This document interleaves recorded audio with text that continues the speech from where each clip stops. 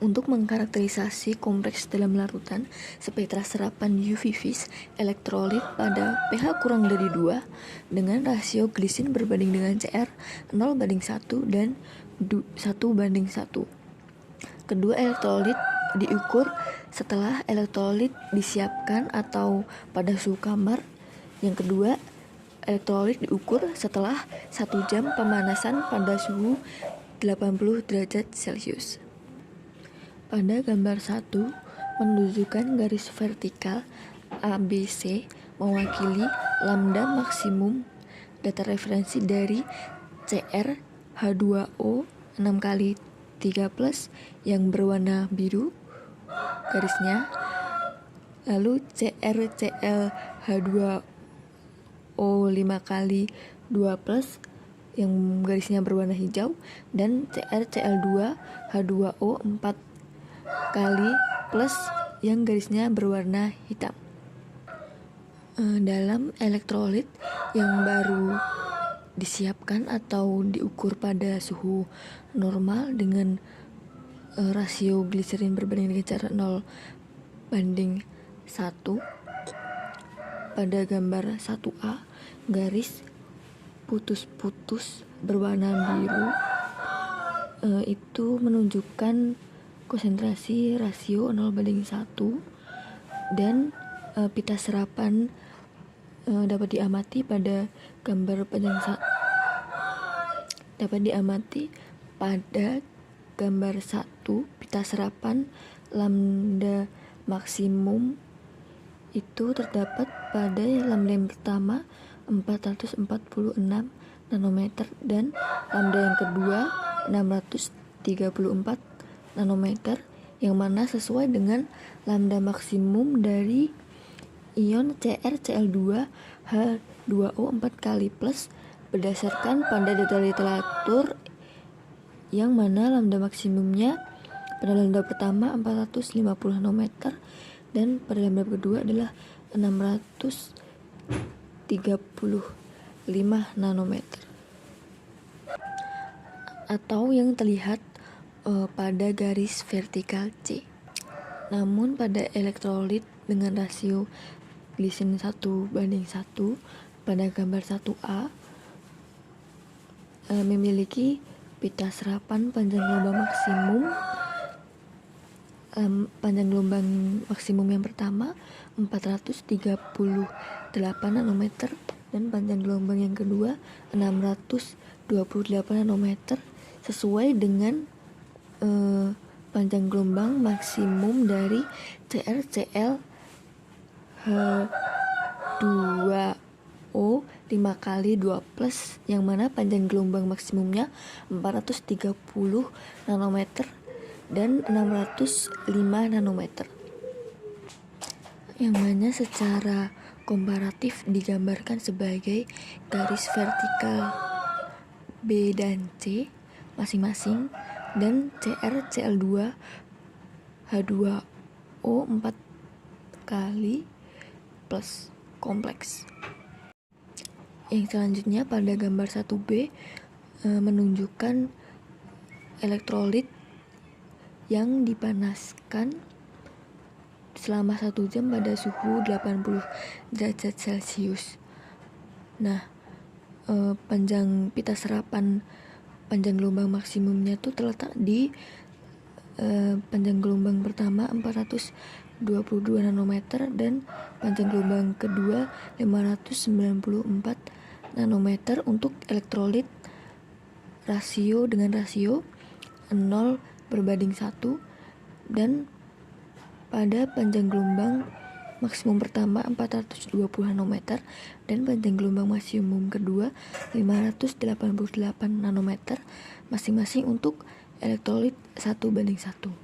Nah, nilai ini menunjukkan bahwa kedua elektrolit mengandung campuran CrCl H2O 5 kali 2+ dan Cr H2O 6 kali 3+, yang dimana masing-masing punya panjang gelombang maksimum 407 dan 507 nanometer. Yang dimana hal ini membuktikan pemanasan larutan pada pH kurang dari 2 itu memicu pembentukan kompleks heksa-aqua kromium 3, bukan pembentukan kompleks kromium glisin seperti yang diharapkan. Gambar 3 menunjukkan absorbansi panjang gelombang maksimum kompleks kromium yang dikumpulkan dari literatur. Ada kesepakatan umum bahwa CrH2O 6 kali 3+, CrClH2O 5 kali 2+, dan CrCl2H2O 4 kali plus adalah spesies yang terkait dengan pita serapan kedua atau panjang gelombang maksimum lebih panjang dari 570 nanometer. Dalam kasus kompleks kromium glisin, maksimum pita serapan keduanya atau lambda keduanya nilainya lebih rendah dari 570 nanometer, di mana semakin tinggi jumlah glisin yang terkoordinasi dengan ion Cr3, semakin pendek panjang gelombang serapan maksimum pada pita kedua. Selain itu, dalam kasus kompleks kromium glisin, pita serapan pertama selalu kurang tepat daripada pita serapan yang kedua.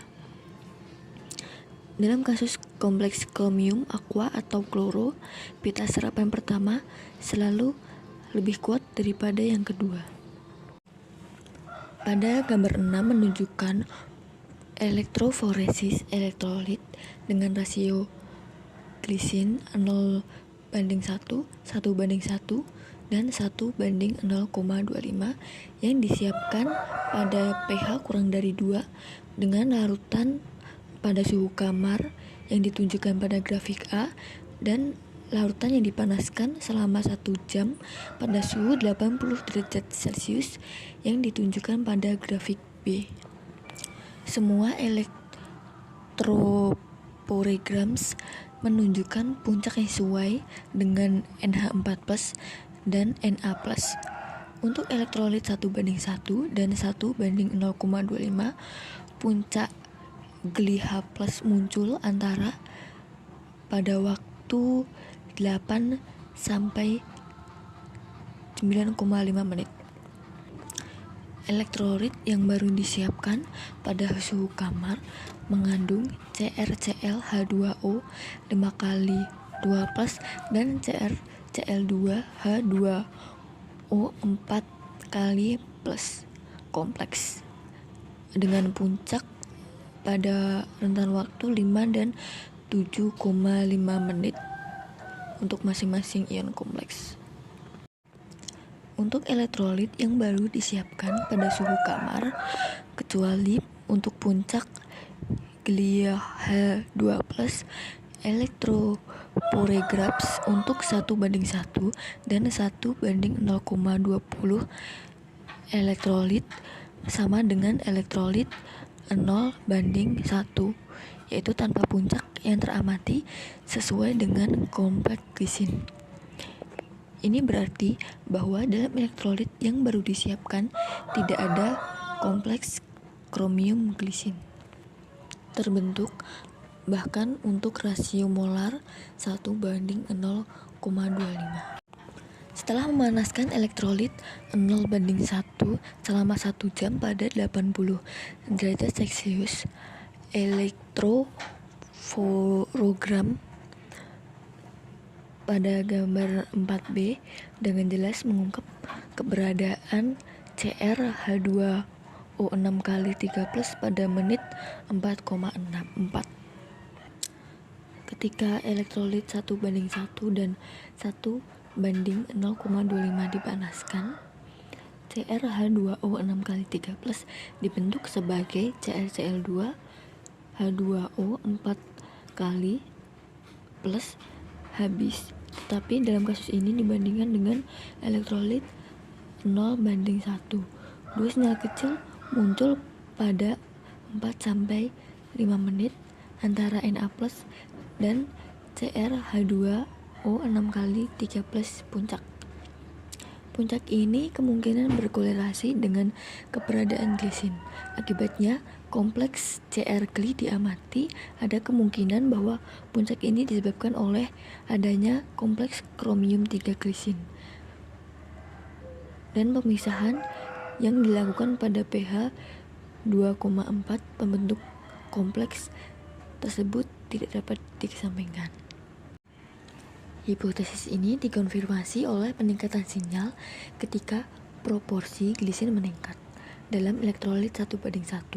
Puncak yang diberikan ke kompleks CR glisin sangat kecil dibandingkan dengan CrH2O 6 kali 3+.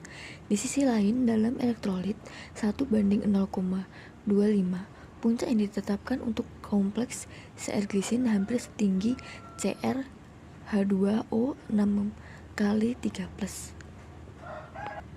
Hasil ini menunjukkan korelasi antara konsentrasi glisin dan kompleks kromiumnya. Kompleksasi yang mungkin diamati antara kromium dan glisin adalah konsentrasi dari sedikit peningkatan pH 2,4 di mana percobaan dilakukan. Rasio absorbansi dihitung untuk menetapkan dan mengidentifikasi kompleks dominan di setiap elektrolit. Rasio absorbansi biasanya kurang dari 1 untuk kompleks kromium glisin dan rasio absorbansi lebih dari 1 untuk kromium aqua atau untuk kompleks kloro. Untuk elektrolit yang dipanaskan, kompleks kromium klorida dan heksa aqua mendominasi pada pH kurang dari 2. Untuk rasio molar, glisin 0:1, 1:1 atau 1:0,25 dan pada pH lebih dari 2 untuk elektrolit dengan rasio 1:1. Spesies kompleks kromium glisin tampak dominan hanya untuk elektrolit 1:0,25 ketika pH lebih tinggi dari 2. Spektra UV-Vis elektrolit 1:1 dan 1:0,25 setelah dipanaskan selama 1 jam pada suhu 80 derajat Celcius dengan pH kurang dari 2 ditunjukkan pada gambar 7A, dan untuk pH lebih dari 2 ditunjukkan pada gambar 7B. Untuk gambar 7A, untuk pH kurang dari 2, puncak absorbansi terletak pada 422 dan 594 nanometer untuk elektrolit 0 berbanding dengan 1. Dan pada puncak absorbansi dengan panjang gelombang 420 dan 588 nanometer untuk elektrolit 1:1 dan pada 414 dan 580 nanometer untuk elektrolit 1:0,25. Nilai-nilai ini konsisten dengan adanya CrCl-H2O 5 kali 2+ dan CrH2O 6 kali 3+ yang diperkirakan dominan untuk rasio 0:1 dan 1:1. Pada gambar 7B, untuk pH lebih dari 2, puncak absorbansi telah bergeser ke 420 dan 576 nanometer untuk elektrolit 1:1 dan bergeser ke 416 dan 568 nanometer untuk elektrolit 1:0,25. Pergeseran ini diduga terkait dengan adanya kompleks lain, kemungkinan melibatkan glisin karena pada pH lebih dari 2 dihadirkan dalam bentuk zwitterioniknya. Spektrum elektrolit 1:0,25 diduga campuran Cr Gli H2O 5 kali 3+ dan CrH2O 6 kali 3+. Sedangkan spektrum krom elektrolit 1:1 diasumsikan sebagai campuran kompleks klorida dan aqua atau CrCl H2O 5 kali 2+ dan CrH2O 6 kali 3+. Pada penelitian sebelumnya, Lee dan kawan-kawan mempelajari rasio L berbanding dengan Cr dengan variasi pH menggunakan Cr2SO4 3 kali 6H2O sebagai garam kromium dan glisin sebagai ligan. Untuk rasio glisin berbanding dengan Cr sama dengan 2:1, mereka melaporkan bahwa pH dinaikkan dari pH 2,05 menjadi 5 dan bahwa lambda kedua menurun dari 576 menjadi 567 cm. Mereka menghubungkan variasi ini dengan Cr Gli H2O 4 kali 2+ atau Cr Gli H2O 3 kali OH plus pembentukan. Selain itu, mereka mengamati pada pH 2,65 puncak serapan lambda pertama dan lambda kedua bergeser ke panjang gelombang yang lebih rendah karena konsentrasi glisin meningkat dari rasio Gli berbanding Cr lebih dari 1:1. Mereka menyimpulkan bahwa Cr H2O 6 kali 3+ berubah menjadi Cr Gli H2O 4 kali 2+.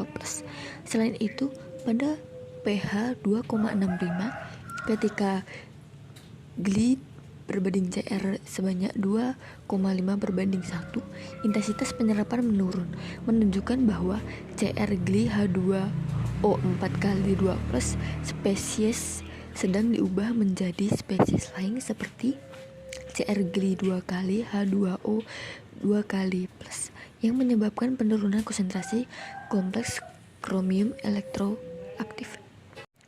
Pengamatan yang sama diperoleh dari penelitian ini yang sejalan dengan fakta bahwa pH spesifik dan rasio ligan berbanding dengan Cr diperlukan untuk memperoleh kompleks Cr glisin.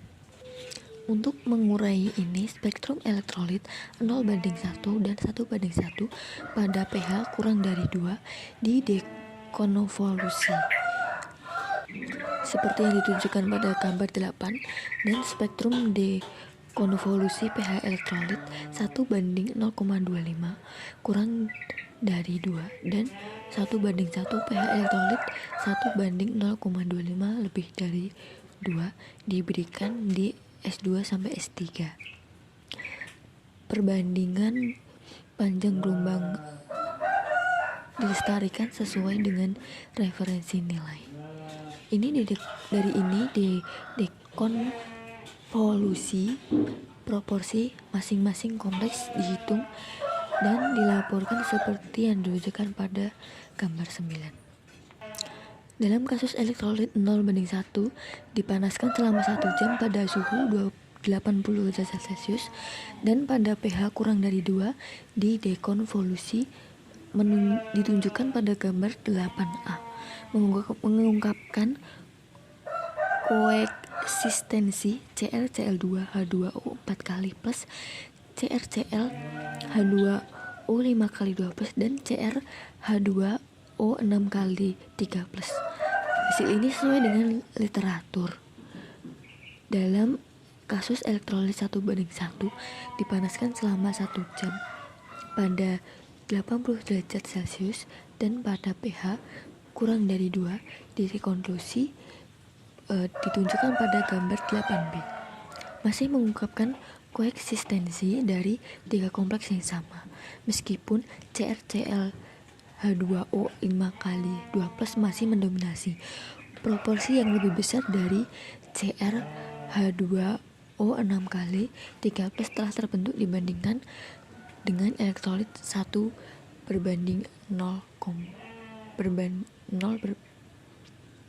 telah terbentuk dibandingkan dengan elektrolit 0:1. Pada gambar 9 menyajikan proporsi kompleks dari waktu ke waktu dari hasil dekonvolusi spektrum. Seperti yang dapat diamati, dengan dan tanpa pemanasan, CrCl H2O 5x2+, dan CrH2O 6x3+, dominan di atas kompleks lain di setiap elektrolit. Tanpa pemanasan, hanya kompleks kromium kloro dan heksa aqua yang terdapat pada elektrolit 1:1 dan 1:0,25 yang mengungkapkan pertukaran ligan kloro aqua. Dengan pemanasan, jumlah yang tidak signifikan 10% dari CrGli H2O 5x3+ muncul dalam elektrolit 1:1 setelah 7 hari. Dalam kasus elektrolit 1:20, sejumlah besar CrGli H2O 5x3+ ditemukan kurang lebih 25% setelah 7 hari.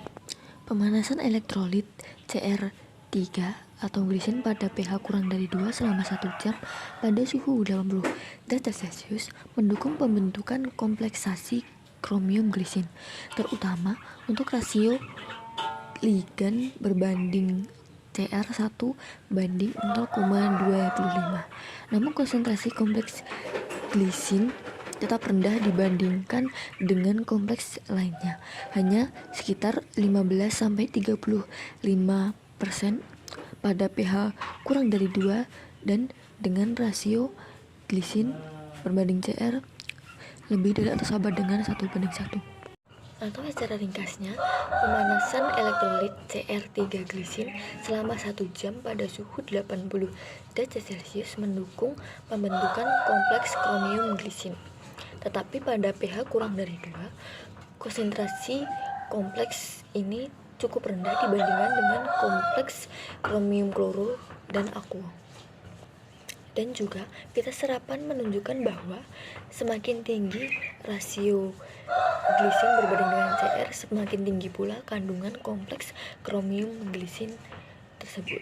Perlu dicatat bahwa elektrodeposisi Cr dari campuran larutan ini kemungkinan besar memiliki komposisi kompleks Cr yang serupa di daerah antarmuka dengan yang disimpulkan dari hasil penelitian ini.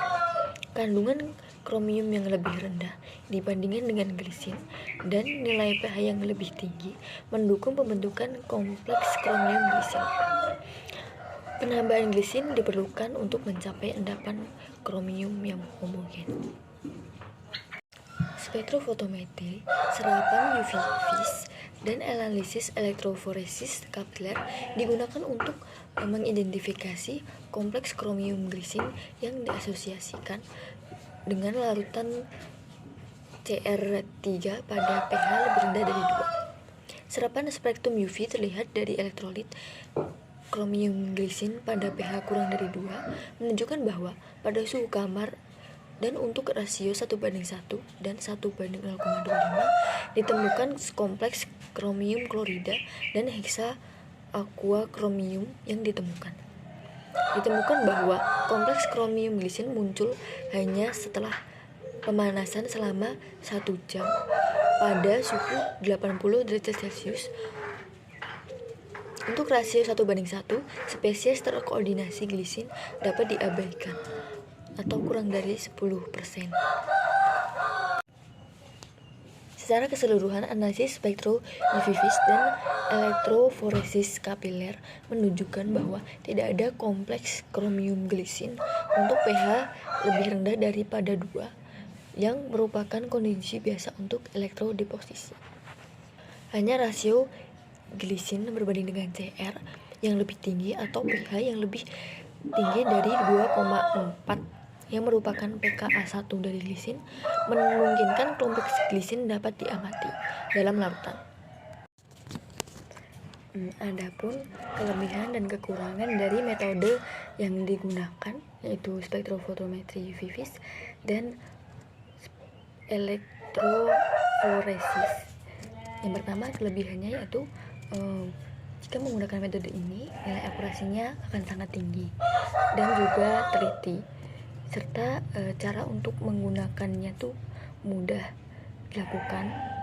Serta kekurangannya adalah instrumen yang digunakan relatif mahal harganya dan memerlukan waktu yang lama untuk mengamati hasil saat elektroforesis.